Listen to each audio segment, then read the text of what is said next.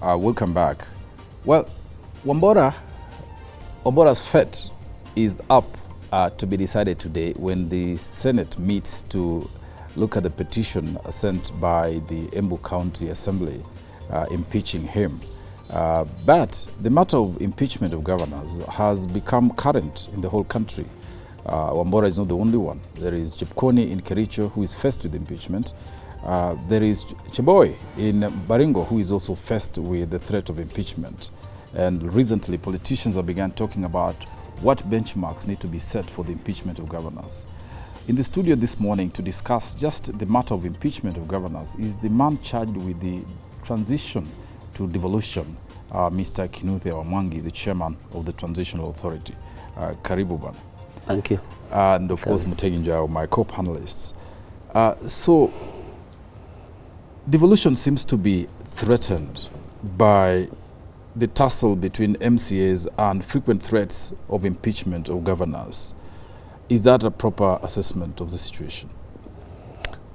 I want to confirm that actually devolution is threatened. And today, I think is going to be that time I have alerted the nation on the threats on devolution by different organs. So at this particular moment, devolution is threatened by the organs that are supposed to be the implementers of devolution itself. Which organs are? In particular, I'm talking about the county governments. And the county governments are constituted of the assemblies and the executive, who are the governors and the team, and the governor and his team of executives and officers. So we always talk of the assembly and of the executive. But now, the issue of impeachment has become a crisis. A crisis. It's a crisis. Do you think, I mean, it seems to be in vogue, county assemblies are asserting their power in checking the executive, because, I mean, there has to be checks and balances within the county government. And the MCAs say they're performing their job of checking governors. Are there sort of standards, appropriate checks and procedures that safeguard county governments from perpetual conflict and attempts to dethrone the government? The Constitution talks of that while respecting the distinctiveness of the two arms of county government, the assembly shall exercise oversight over the executive.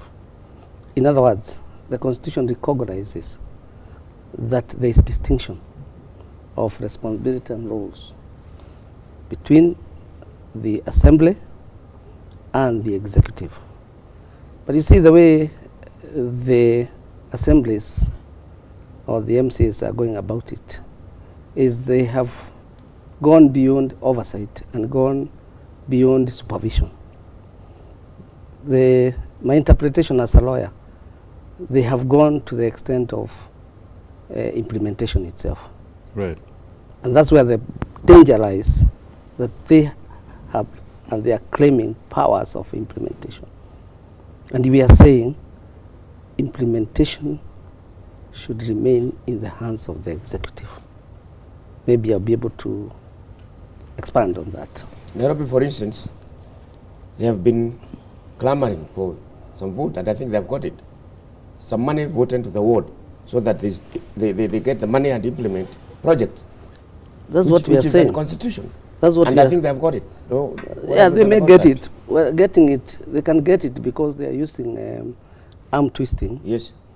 But we, the institution, the Constitution, the independent constitutions, have said no. The first person to raise a red flag was the controller of budget. Controller of budget. Yeah.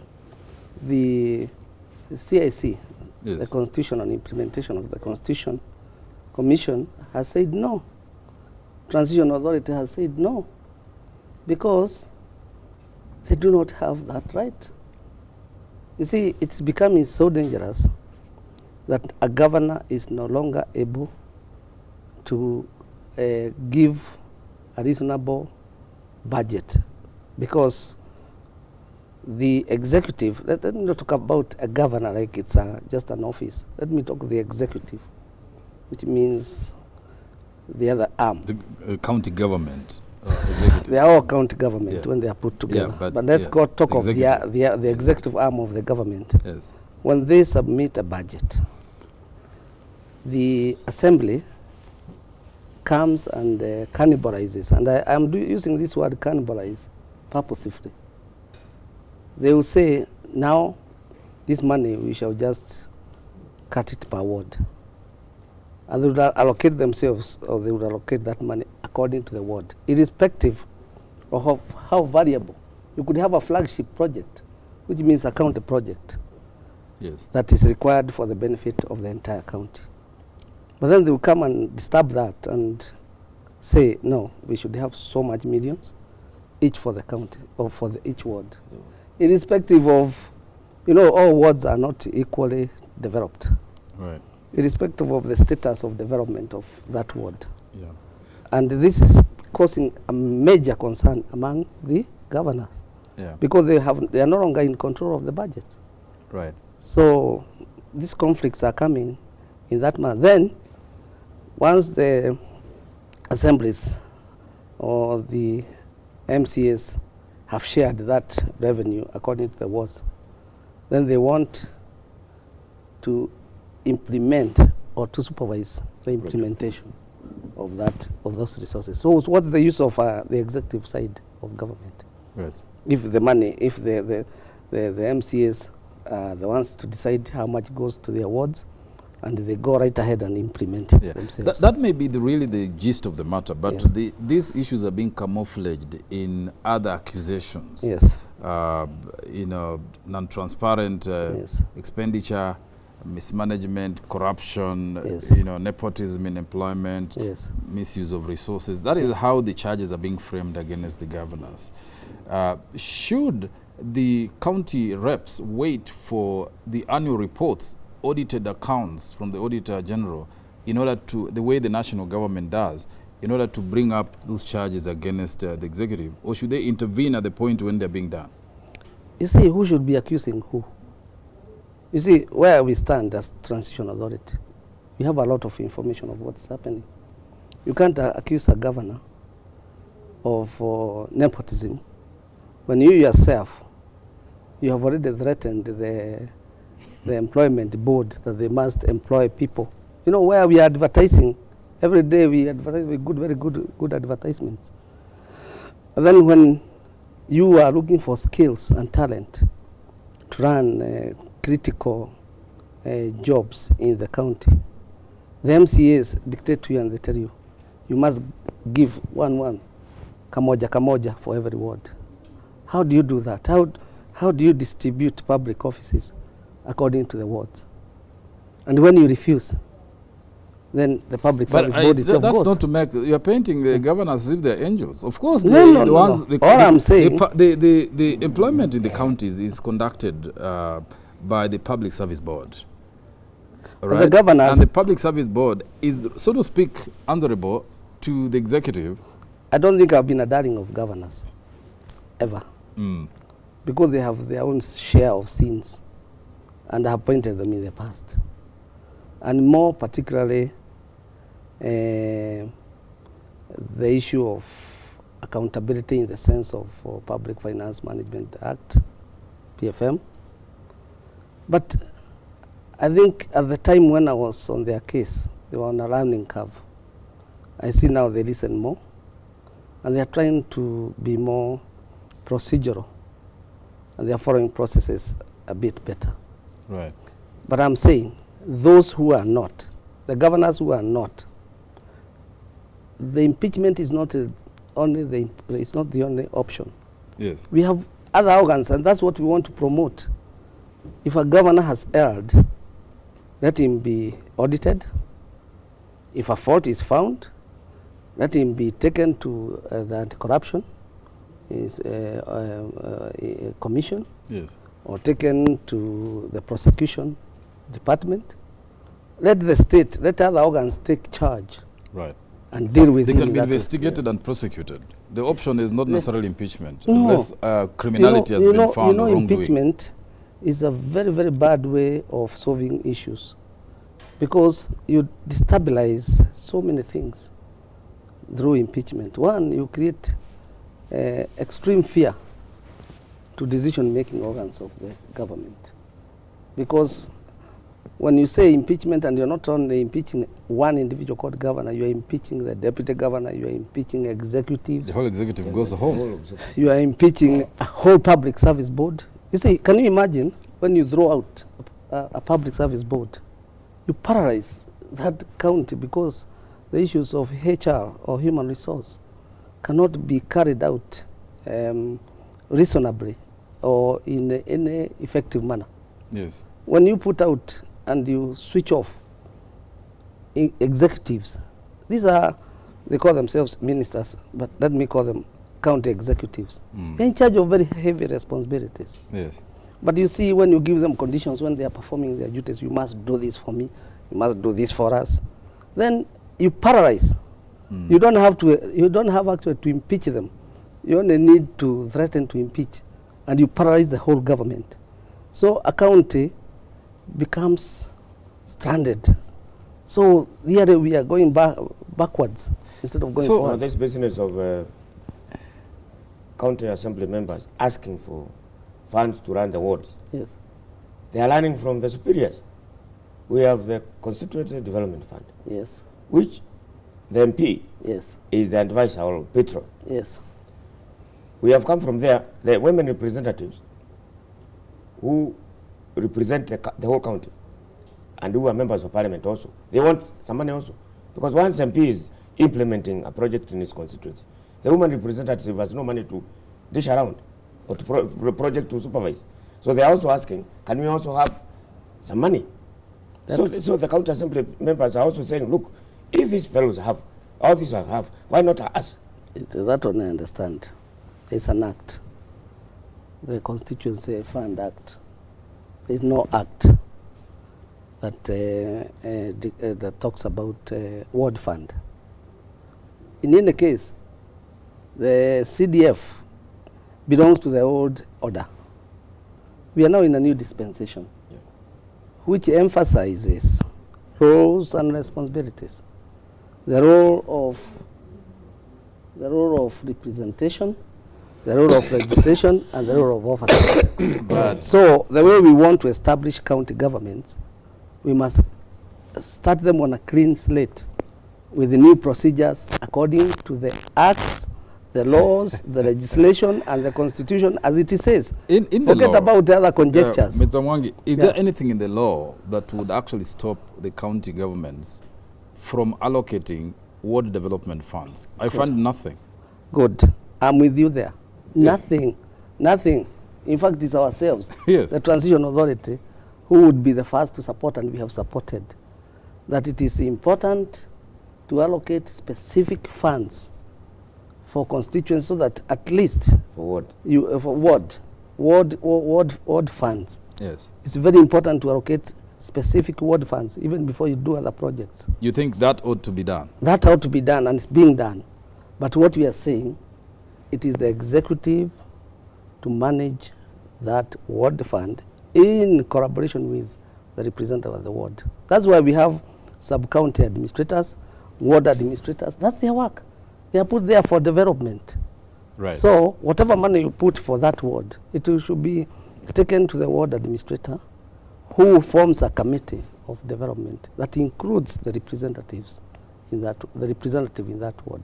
Now, Because also the citizens should also participate in implementing the projects in that ward. now Okay. you have some county representatives Yes. and ward administrators. Yes. In the executive, in the national government, Yes. we have a deal. No, they're gone. They You are have, not you used have anymore. sub-county commissioners. Sub-county Yes, they're there. They're county commissioners, they're And sub-county sub-county commissioners. And You Yes. call them whatever you want to call them, Yes. the chiefs. Yes. Isn't there a conflict of interest when they come to There isn't. There must be. Mutegi, there isn't. Let me tell you, I was involved in putting up these laws. What happens, according to, I think, Article 183, the president is supposed to offer the services that are being offered under the national government to the lowest level possible. Yes. And because the two levels of government are distinct but consultative, you cannot allow the president's functions that are in part 1 of the 4th schedule to again be transferred to the county government. So the president must run there are functions there for his the president own functions to the lowest level. Yeah. And therefore he must have a structure that goes up to the down, to the ground. achieve. The governor has his own functions in part 2 of the 4th schedule. And he's also required to decentralize and carry them to the lowest level possible where they can be carried So efficiently. there will be no conflict of it. No conflict at all. No conflict. And you see, this country is suffering a lot because of the institution called the Constitution, because people have learned other ways of doing things. But now when you're trying to do things in a different way, people find that it's awkward. Yeah. But you cannot at one level say we are transferring functions and leaving some other functions. But when you come to implement them, they are all being implemented either by the governor or by Yeah. the president. Yeah. So You could as well say, yeah. even if you have transferred the functions, let us not have all these sub-county administrators. Yeah. Let them be run by the DC. Yeah? Yeah. Then there will be another outcry. Let's set the record straight. Yes. From your perspective as a TA, you Yes. think that wards, counties should set up the ward development funds in the same style as the constituency development funds? Because that's really what Nakuru has already done. They've put in a bill in the county assembly Yes. requiring 5% of the county budget Yes. to be allocated to the wards. Yes. And it's due for passage. Yes. Are you saying as TA that is the right thing to do? You know, that is what you call equity, Yes. to ensure that wards, no ward suffers marginalization, right? But even when you are allocating that fund, the 5% to the wards, Yeah. there should be a formula. Yes. Yeah, because some wards are more disadvantaged than others. Population, land, Yes, the same thing so you cannot CRA say that uses. we are going to give 20 million to every ward, Yes. particularly in Nakuru where I come from. Yes. Because I know some wards are more endowed, some others are completely marginalized. Yeah. So there should be a formula, and therefore that fund to ensure that each ward has got adequate attention and adequate development should be there, but it should be managed by the executive. What is the performance of women who are nominated to the county assemblies? Now, in your perspective. that's another sad story, because so far there's a lot of outcry. There are about 700 to 800 nominated women in the county assemblies. to take account of the gender equation. Yes. In the whole country. But these women are really suffering a lot of discrimination because they are seen as second-class representatives. So they have not managed to be allowed to... Is that common in all counties or just some? Common. It's common. All counties? Yes. But isn't that fact? That They're second-class representatives because they were not elected. they were not elected, but And they came in by virtue of the percentages to you see, affirmative action. if we argue like that, we have said for a long time, certain sections of society have been marginalized Yes. just because of their condition. Yes. Yeah? Yes. For a long time we said, let us concentrate development in areas that are productive. Therefore, we developed this country, Yes. and there was a total dichotomy between, say, for instance, ASAO regions and the railway line, whatever. Yeah. Economic belt. The corridor. Yes. Southern economic corridor. Yes. Yes. Southern corridor went up, Yes. and other places were completely ignored. Right. 50 years. Yeah. So if you are going to say that now those people, even now when we are sharing resources, they are second class, can you be able to Can you dare? No, The those are second class. The Therefore, second class description is in respect to the method by which they get into the assembly. If women were marginalized in decision making, I'm a person who has done gender, and I now understand what women talk about. Yes. When you exclude people from making decisions, if you are sharing food here, Yeah. like we traditionally talk about meat, Yes. if only men are sharing this meat, Yes. they always take the fat parts, the prime parts. The problem among is so this. decision making. The trouble is being the Decision problem, making. Yes. Let me tell you. Yeah. Decision making has an impact on the benefits that accrue True. Yeah. To that process. to that process. Yes. So women never accrue benefits because they are not represented. Yes. So if you continue to marginalize them, Even when they're there, even when they are there at the table, therefore things will be going when Okay, they are watching. I get the point. Yes. That point is stated. The problem here is Yes. that the nomination process that leads up to filling those quotas Yes. is normally not necessarily balanced. So you could end up with many nominees that come from one ward or certain wards, Yes. which overburden the decision making or the equality or numbers in the legislative process. That is why in the Senate, they decided that regardless of where, how many members or senators come from one county, the vote is going to be equalized, so Yes. that each county represents a particular vote. That's okay. And that is So why they're what saying that's the numbers there yes. sometimes dilute the democracy in the decision making. What is democracy? Democracy is not only election. Democracy is equitable treatment of communities, of people, of issues. Yes. Equitable. Yes. So equitable. those who are not equitably considered, Yes. democracy has suggested that they also get represented in whatever manner. And that's why affirmative Yeah. action, In terms of women, yes. we know it is not the most efficient Yeah. way of democracy. Yeah. And that's why it has been given 20 years. Yes. But now when it is on, let those people be given equal rights. In terms of gender, Yes. Omwangi, I think I need you to address that point. The point is, you are from Nakuru. Yes. There are nominated MCS Yes. in that house. Yes. The nominees could favor certain areas Yes. against certain wards, for Yes. example. Yes. If they are going to make it by popular vote, Yes. certain areas may win certain things in the assembly by Yes. virtue of coming from, not because of gender, Yes. but the numbers will be tilted because of the process that brought these members in. Parties nominated people completely regardless of the regions or areas they come from. So First, the imbalance has been created in the assembly. And therefore there's an agitation that when the vote comes, the nominated members should not vote on certain issues or all issues, so that the elected ones can actually, on the basis of equality, vote. What do you say about that? I am agreeing with you, but I'm agreeing with you only to some extent because Yes. what you are saying is only conjecture. Have we done any study to show that there are over concentration of nominees from one place? You see, we don't know, because when the nomination process was established by law, Yes. there was nothing that would have speculated that 5 women will come from maybe one constituency, Yes. Yeah. right? So if it is by coincidence, and I don't think so, I think they are fairly well spread.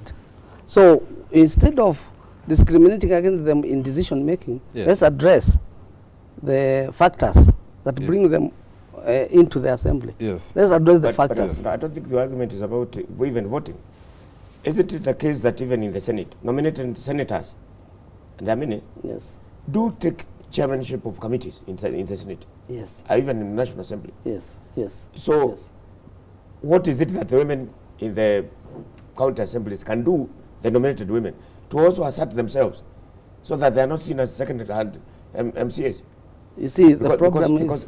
Even long ago when Kinalike were nominated members Yes, of parliament, yes. they are not seen as second class. Yes. If the youth are nominated, Yes. they are not seen as second class. Yes. What can they do to assert themselves? You see, they came into assembly when these others had already arrived. Oh, yeah, and the nominations they came had after. nominated. They had already carried out the elections and everything. But all the same, even the allocation of, I think, even debating time, sometimes they are not given. Up to very recently, they were not even given travel allowance to come to the assembly. Why? It's like they were supposed to come to the assembly On foot. on their own. on foot or whatever. So there are many factors impinging on their participation.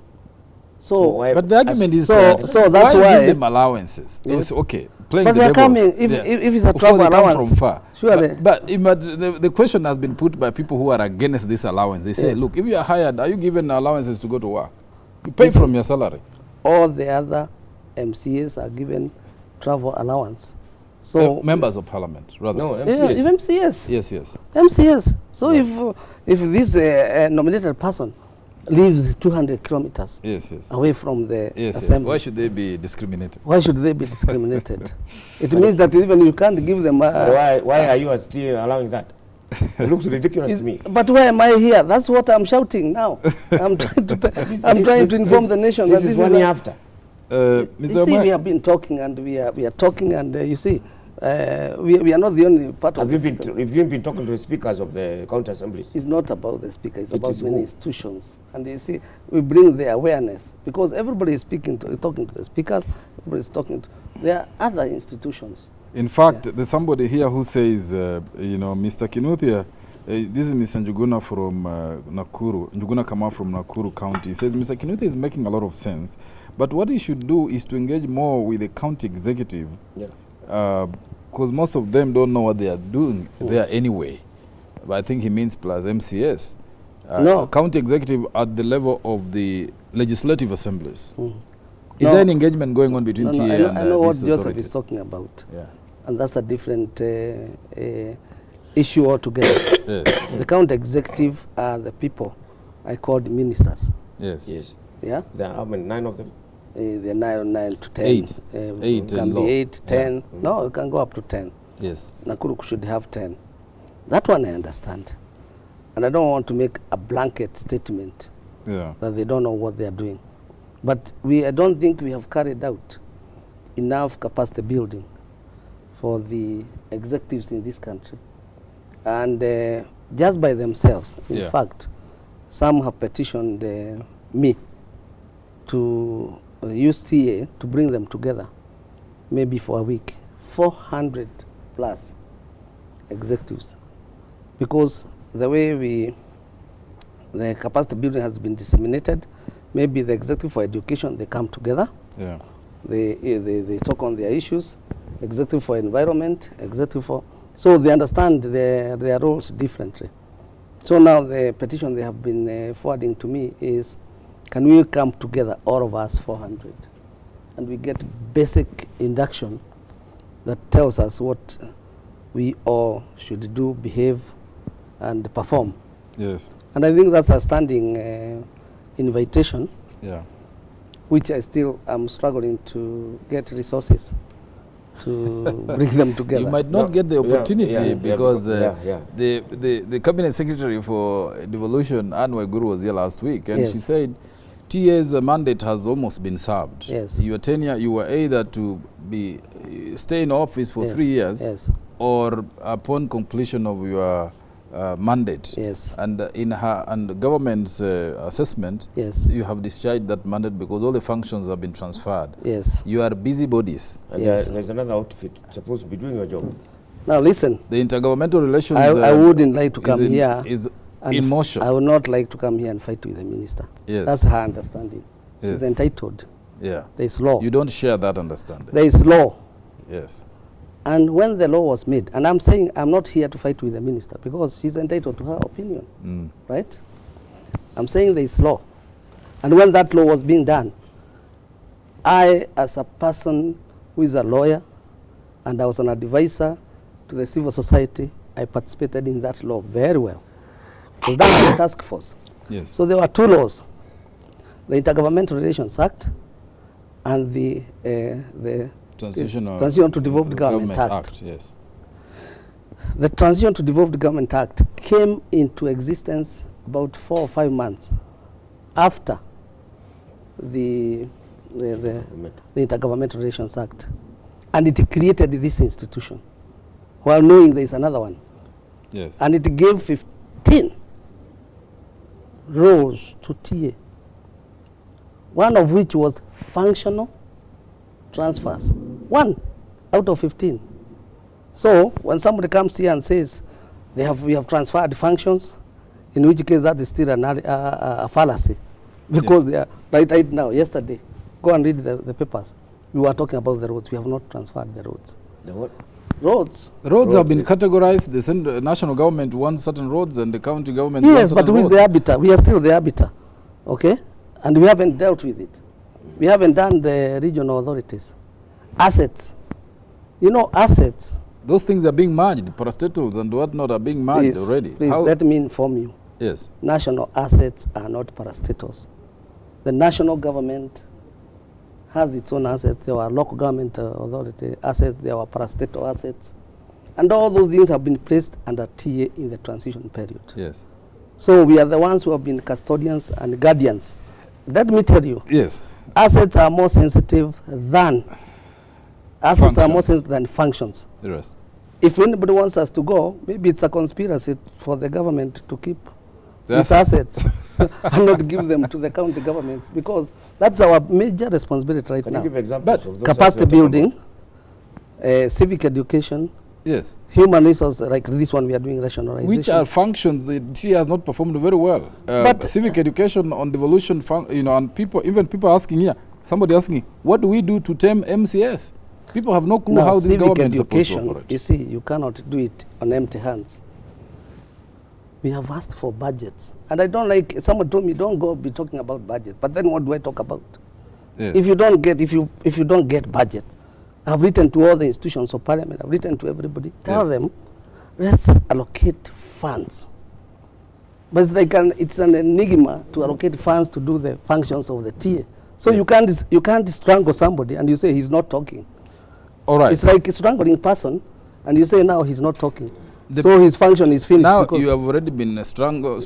You are going to be buried because it's a bill that has come to the House in the Statute Amendment, Act. Yes. And you are supposed to be replaced by the Intergovernmental Relations Committee, or is it? What is going to happen? Because it's already on the way to Parliament to be enacted. We know it has been there, and we know it is there. We Right. know it is there.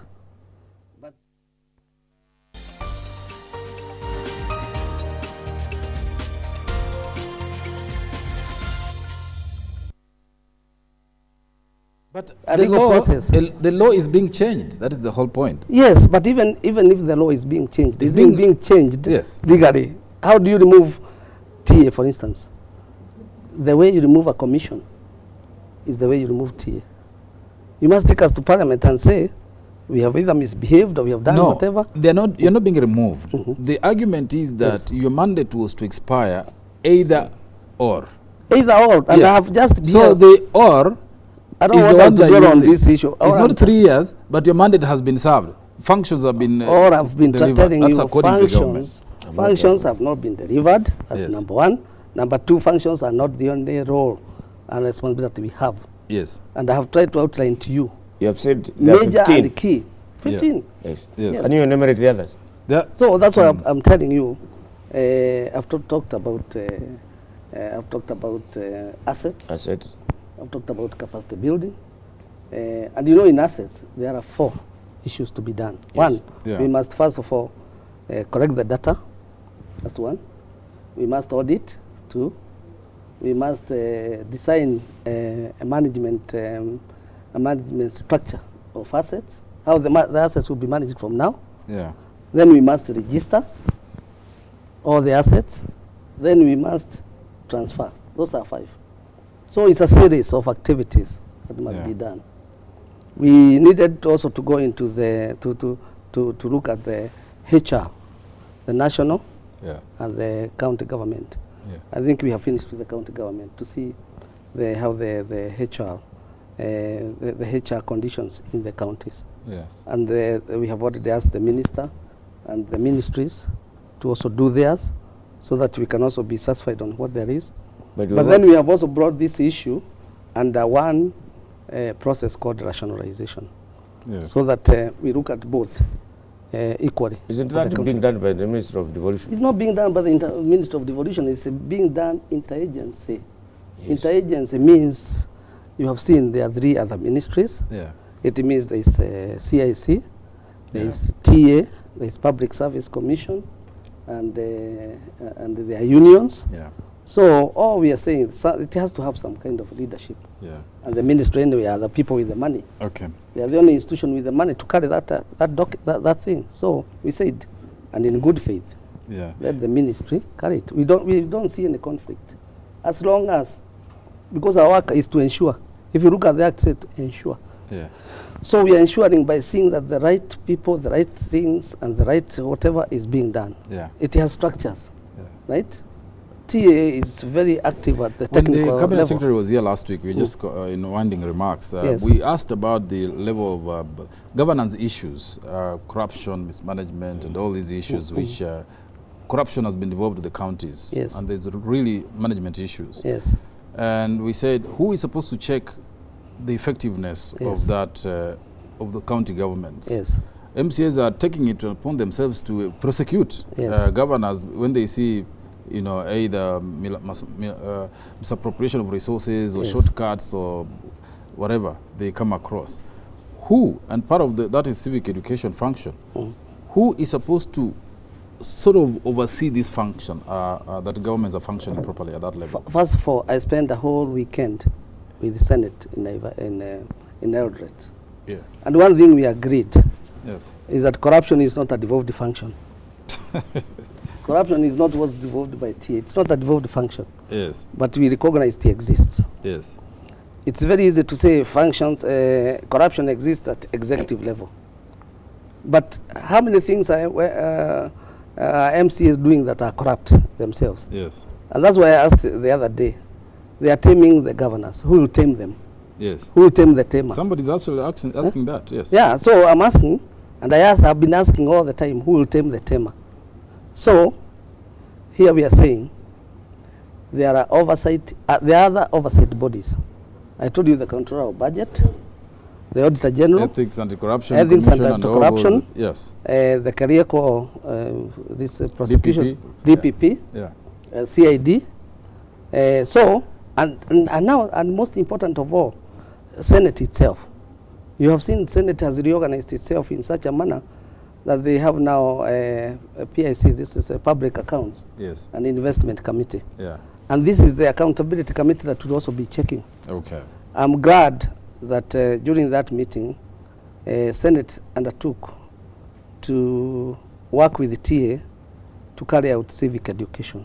Okay. Because if we have been denied help elsewhere, Yeah. they will try and help us. So we shall work with the Senate to actually carry out civic education All right. among the institutions of county government. Okay. But as we are going to wind, I want to say this. Yes. This is a checkpoint, and the citizens must take charge, because the sovereignty, power and sovereignty of this republic belongs to the people. All these others are agents. So citizens must take charge and also oversight the MCAs, oversight the governors, oversight the public service boards, oversight everybody. And make sure that I don't have to come here to the studio Yes. to raise flags. They should raise those flags like Joseph there and the other people, Yes. right at the center where it is happening. Okay. And go to all those oversight. We have CIS, we have all these oversight bodies. Report them. All right. Yeah, let's contain crises where it is. Thank you very much, Yeah. Mr. Kenneth Wamwangi, the Yes. chairman of the transitional authority that the parliament and the government, the executive wants to wound up because it's finished its functions. Wamwangi says we still have work to do. They are talking about impeachment of governors and why he's advising restraint in terms of how we check governors. It's not just impeachment. There are other methods by which county governments can better function. Thank you for watching, and keep watching Power Breakfast.